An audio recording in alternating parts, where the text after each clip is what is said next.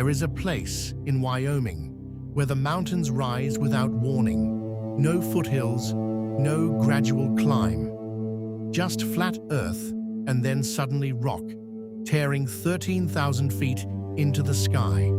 They call it Jackson Hole, a valley 55 miles long, cradled between the jagged spine of the Teton Range and the slow bend of the Snake River. Elk move through its grasslands, grizzlies walk its tree lines. It is one of the last truly wild places in America.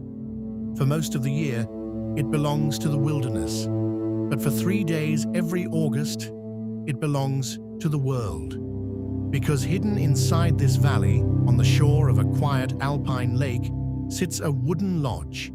And inside that lodge, the people who control the value of your money, your savings, your currency, your future, gather to speak. This is not a coincidence. This is by design. It didn't start here. In the late 1970s, the Federal Reserve Bank of Kansas City hosted a quiet economic conference, first in Kansas City itself, then Vail, then Denver. The subject, agriculture, grain prices, trade, hardly the stuff of headlines. But in 1982, someone made a decision that would change everything. The chairman of the Federal Reserve at the time was a man named Paul Volcker, 6'7", cigar in hand, obsessed with one thing outside of monetary policy: fly fishing. So the Kansas City Fed picked a location built for a fisherman, Jackson Hole, Wyoming. Volcker came, and when he did, something shifted. The conversation stopped being about wheat and cattle and started being about interest rates, inflation, and the fate of the global economy. The topic changed. The location never did. What began as a fishing trip with an agenda became one of the most consequential gatherings in modern finance. Fast forward 4 decades, August 2022. The world is drowning in inflation. Prices are rising faster than they have in a generation. And every investor on Earth is asking the same question: what will the Federal Reserve do next? The answer comes from that same wooden lodge in Wyoming. Fed Chair. Jerome Powell steps to the microphone. He speaks for less than 9 minutes. No dramatics, no theatrics, just one sentence that lands like a verdict. Restoring price stability will bring some pain to households and businesses. Within minutes, trillions of dollars move. Stock markets fall. Currencies swing. Traders around the world watch a single mountain town speech rewrite their entire week.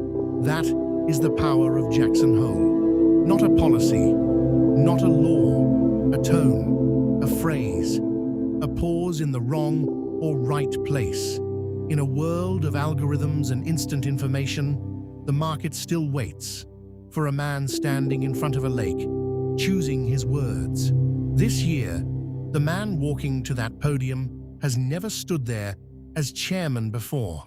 His name is Kevin Warsh, sworn in this past May, the 17th chair in the Federal Reserve's history, handpicked by a president who wants rates cut and wanted them lower, faster. But Warsh inherits an economy that isn't cooperating. Inflation is still running hot, well above target. The 30-year Treasury yield is at its highest level since 2007. And a bond market so unsettled, the US Treasury itself had to step in just days before this speech to calm it. So what might he say? He won't announce a rate cut. That decision belongs to a different meeting in September. But every word he chooses today will be read as a signal. Does he sound like a man ready to cut rates quickly to please the president who appointed him? Or does he sound like a man defending the Fed's independence, wary of moving too soon on inflation that refuses to fall? Investors are already listening for the tone beneath the words, because the last time Warsh spoke publicly, he promised to curb inflation, but offered no specifics.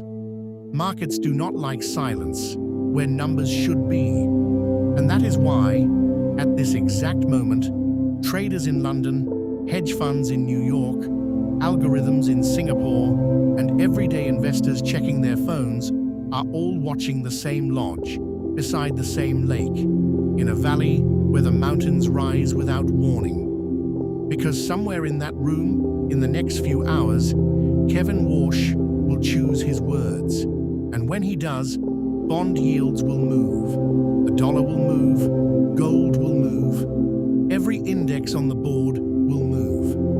Not because of a law, not because of a policy, because of a sentence. This is why the financial world stops and watches Jackson Hole.